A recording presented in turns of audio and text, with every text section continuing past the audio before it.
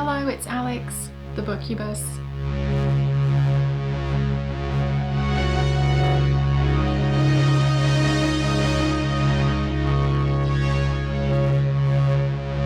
Today I'm going to be wrapping up Old School April and talking about everything I read and watched during the month.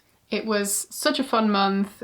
Big thank you to Kelsey for creating this event and putting so much time and effort and love into it to make it as good as it can be. And of course a big thank you to all of the co-hosts as well.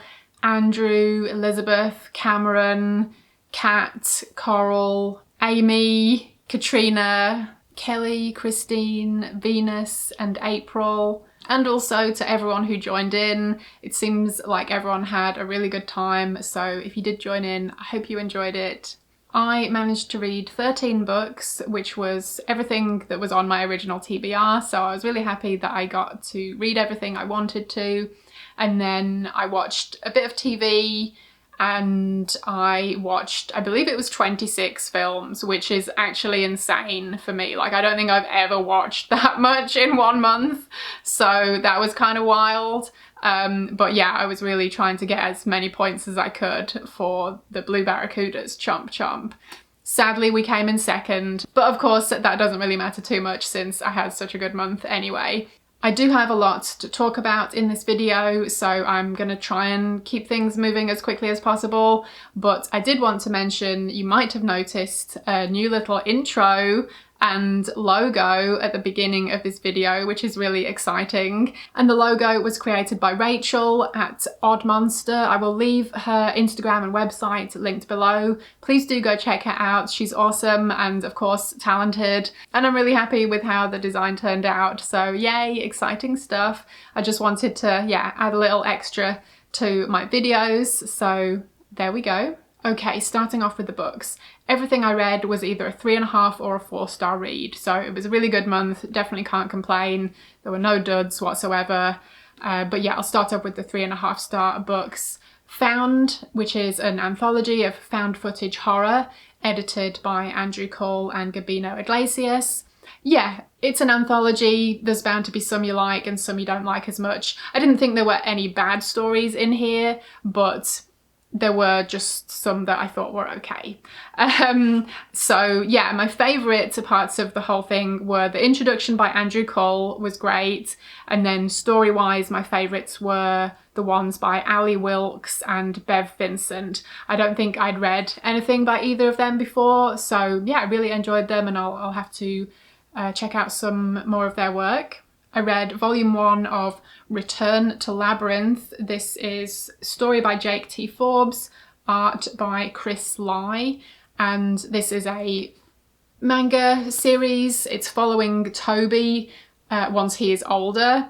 So yeah, this was fun. It does have a lot of the familiar things from the film Labyrinth that you would want to see, but it has its own story as well. And since Labyrinth is one of my favourite films, this was a fun read. Nightmare, Can You Beat the Challenge, which is by, hidden in here somewhere, Tim Child and Dave Morris, and this is based on the British TV show Nightmare, and this actually follows Treguard. If you saw my childhood crushes video, you'll know all about him. But yeah, this follows him kind of pre-Nightmare. So this is following his story up until the Nightmare situation, I guess. So it was a bit different to what I expected, but it was enjoyable. It was kind of like your classic fantasy, adventure type of story. And then at the end, it does go into a bit more of your choose your own adventure / fighting fantasy thing, where you get to pick different avenues to go down. So I did a few of those and yeah, mostly survived, but not every time. So yeah, so that was really fun too, but that only takes up like the last chunk of the book.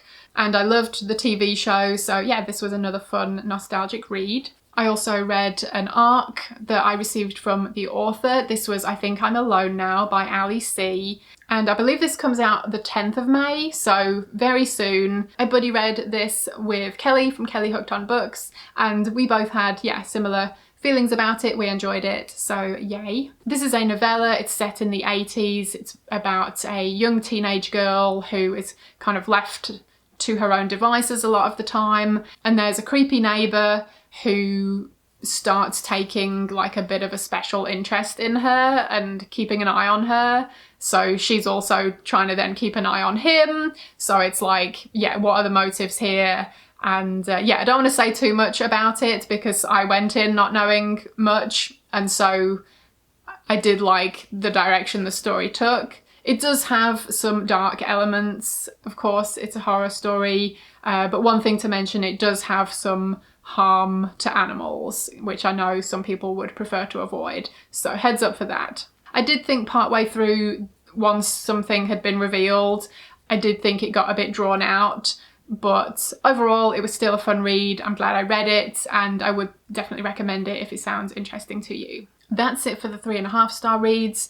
Moving on to the 4-star reads, in no particular order, although the last one is my favourite of the month. So I read a few middle grade books. We've got a Goosebumps, of course. This one is Say Cheese and Die. Yeah, this one was really entertaining. I know this is kind of one that I always hear brought up with people talking about their favourites, and I hadn't read this one before. It did not disappoint, really enjoyed it.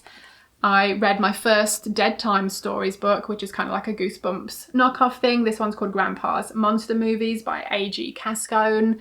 And yeah, this was also a fun read. Yeah, silly Goosebumps style craziness happening to kids. Yeah, this one involving maybe some kind of monster. But yeah, it was entertaining. I enjoyed it. So I'll have to look out for more of those. And then I also read the first book in the Girl Talk series. This is Welcome to Junior High by L.E. Blair.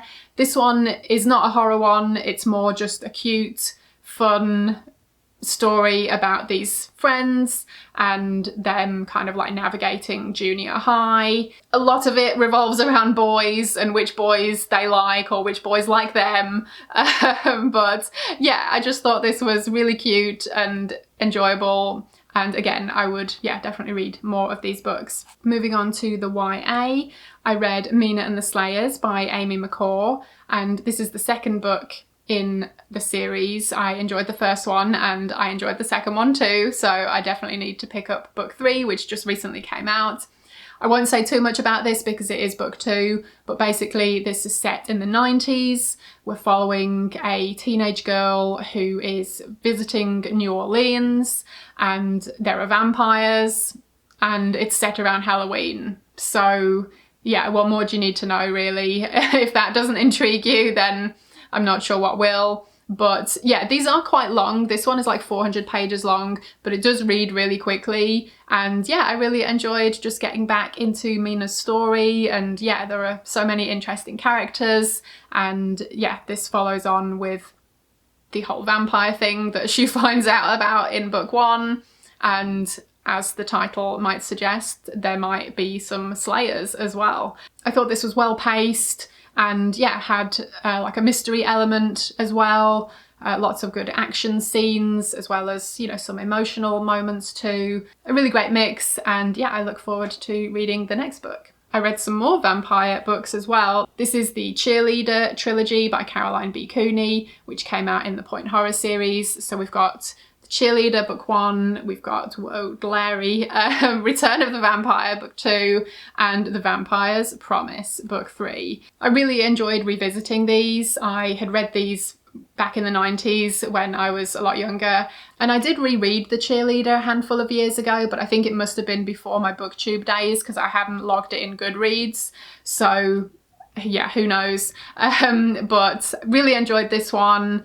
It's following an unpopular girl at high school, and she really wants to be a cheerleader and become popular, and she meets a vampire who says he can make all those things happen, but you know, she just might have to do a favour or two for him as well. So yeah, this one had classic Caroline B. Cooney weirdness, and just that like unhinged vibe that she tends to have in her books, while also having that kind of relatable characters and just general teen stuff. And then book 2, without going into too many spoilers, follows a different character.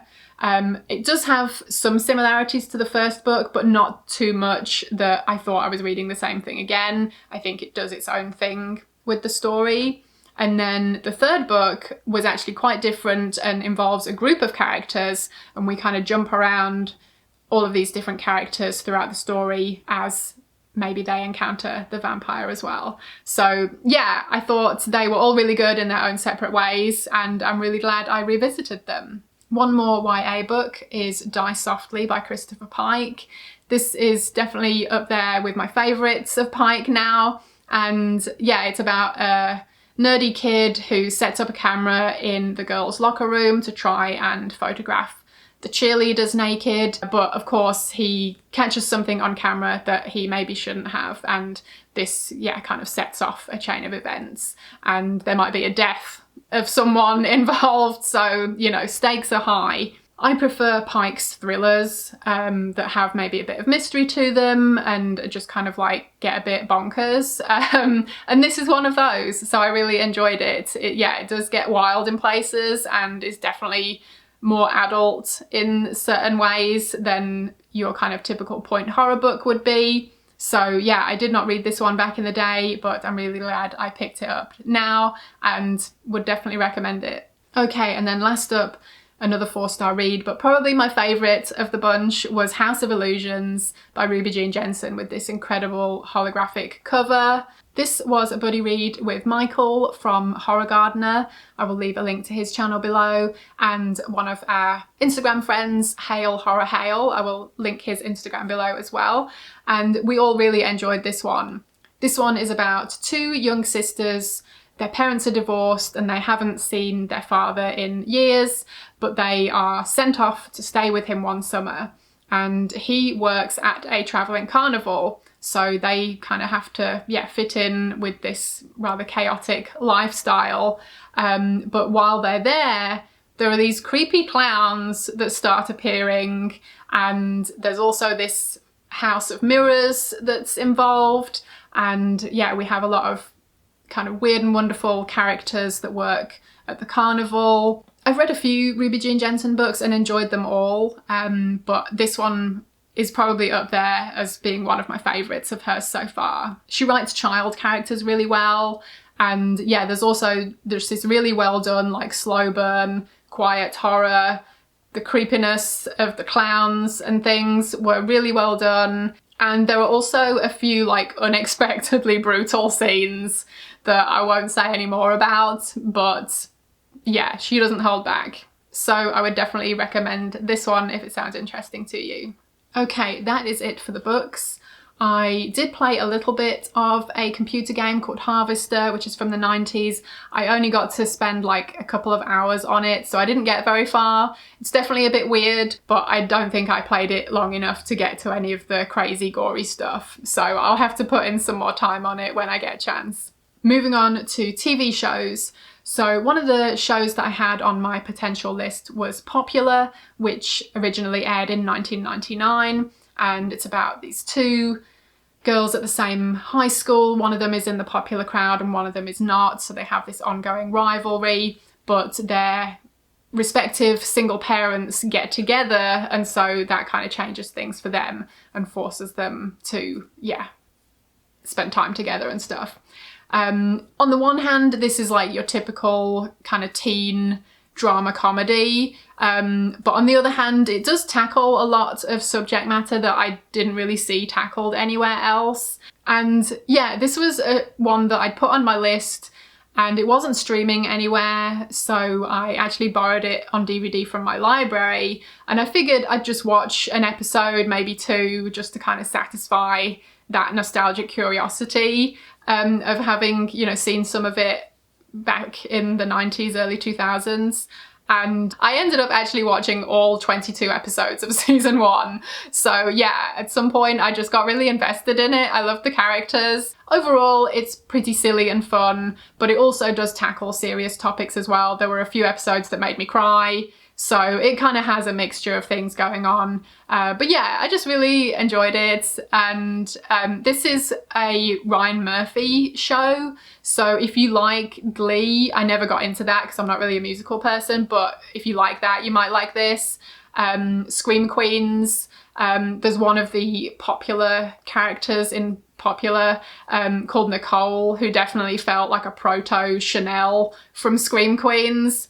And then, yeah, he also did American Horror Story. So, and another thing that it kind of reminded me of, if you like the film Jawbreaker, that came out around the same time, and it has kind of like a similar vibe in certain ways. So yeah, if you've never seen this, but any of that sounds intriguing to you, then it's worth tracking down and giving it a go. I mean, some of it is a bit outdated now, you know, it's like 25 years old, but I think for the most part, it held up really well and was just, yeah, a fun time, and I enjoyed it. Other TV stuff, I had put together a YouTube playlist of a bunch of like episodes and clips from some like 80s and 90s British TV shows. So I did watch a handful of those, but yeah, because I got like really focused on Popular, I didn't get to as many of those as I would have liked. And then I randomly watched one episode of X-Men 97 because my husband's watching it, and there was one particular episode, I won't spoil it for anyone who is watching it, but he watched one particular episode and was like, oh my god, I can't believe that happened, kind of thing, and he really wanted to rewatch it, so I figured I would watch it with him. And yeah, it was pretty good. I'm not really as into it enough to want to watch the whole thing, but you know, I enjoyed the episode that I saw. Okay, and now moving on to the films. Like I said, there were 26, which is insane for me, but yeah, I don't know how I managed that really, but I was just thinking points. So I'll start off with the rewatches and go through them very quickly.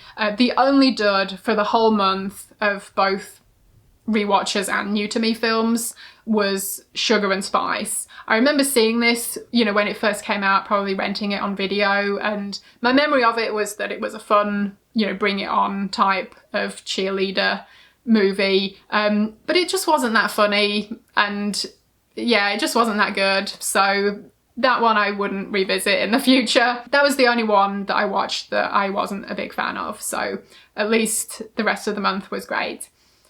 So I rewatched my host recommendations, The Hidden and The Slumber Party Massacre 2, and they were awesome because, I mean, why else would I recommend them?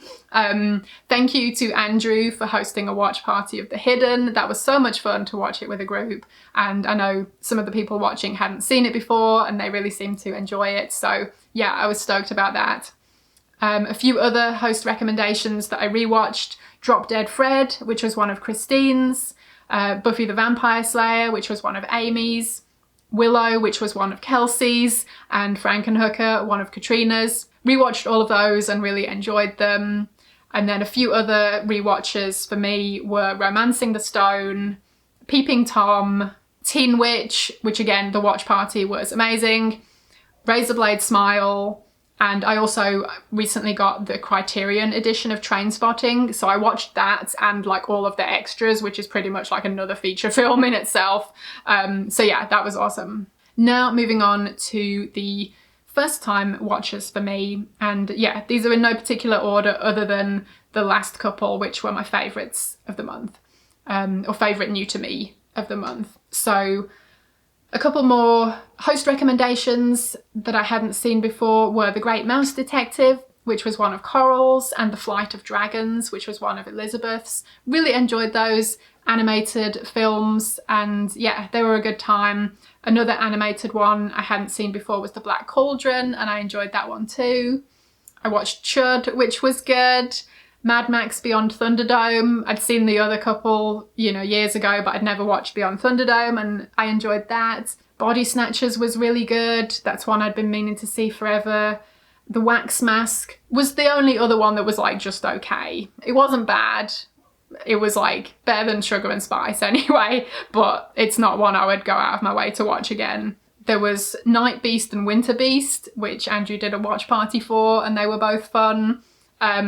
I preferred Winter Beast over Night Beast just as a film experience, but the group watch was definitely very entertaining for both.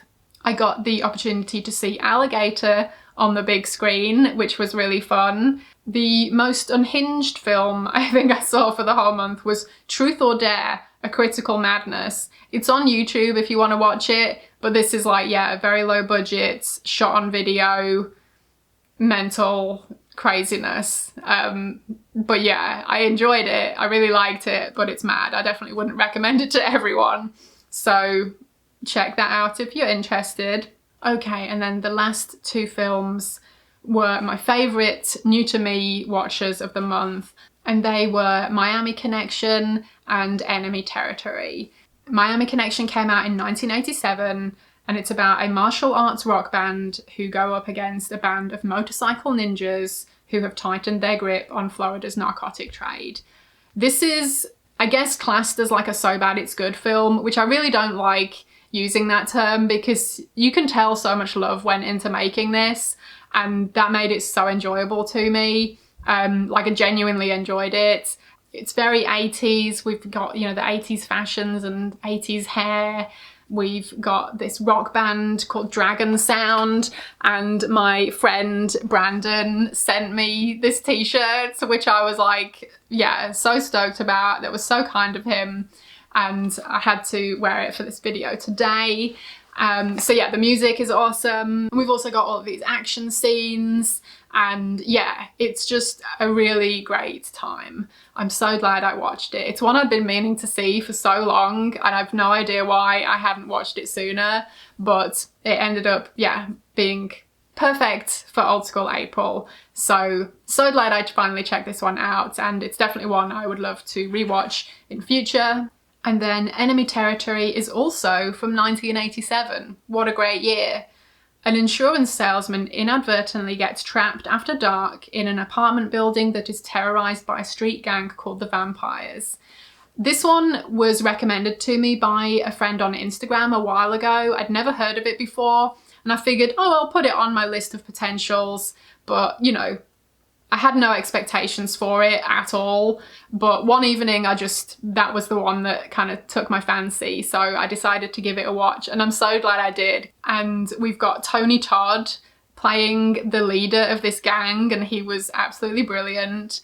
And we've also got Ray Parker Jr. of Bustin' Ghosts fame. He ends up coming in to try and help the insurance dude get out of the building as they're being kind of chased down by this gang. Yeah, we're introduced to a bunch of different characters, and yeah, it was just a ton of fun. It's very 80s. It is an exploitation film, so yeah, if that isn't your kind of thing, then you might not want to bother with this one, but it was super fun. I really enjoyed it, and yeah, it was like a hidden gem. So yeah, I think I described it on my Letterboxd review as a mashup of Assault on Precinct 13, The Warriors, and Attack the Block, but without the aliens. So yeah, would definitely recommend if that sounds good to you. So both of these, Miami Connection and Enemy Territory, were my favourite new to me films of the month. I would definitely recommend them, and yeah, I would absolutely rewatch them. I ended up watching these by myself because I'm sad like that, but I think these would make really excellent films to watch with a group of people. So if you have the opportunity to do so, then go for it. Okay, so that was a bit of a whirlwind. The video is probably going to be a long one anyway, even though I tried to go as quickly as I could. So if you're still here, then thank you for sticking around. Old School April was such a good time. Yeah, all the nostalgia. It was great to see so many people join in, and everyone seemed to have such a good time with it as well, which yeah, just really added to the experience. It was really great chatting with people on Discord, and yeah, seeing my fellow booktubers videos and stuff like that. Yeah, just all of it was great. I loved joining in with some of the sprints, and at least joining in with the chat when I couldn't like join in the stream itself. The watch parties were awesome. The music video thing that Amy did was super fun. Yeah, there were just so many highlights of the month, really. Too many to mention. But yeah, it was a blast. So Sad it's over, of course, but we can look forward to Old School April next year. So yeah, if you joined in, thank you so much. I hope you had fun with it. And yeah, as for this video, I guess I will wrap things up for now, but thank you ever so much for watching. I hope you enjoyed it, and hopefully I will see you again in my next video. Bye.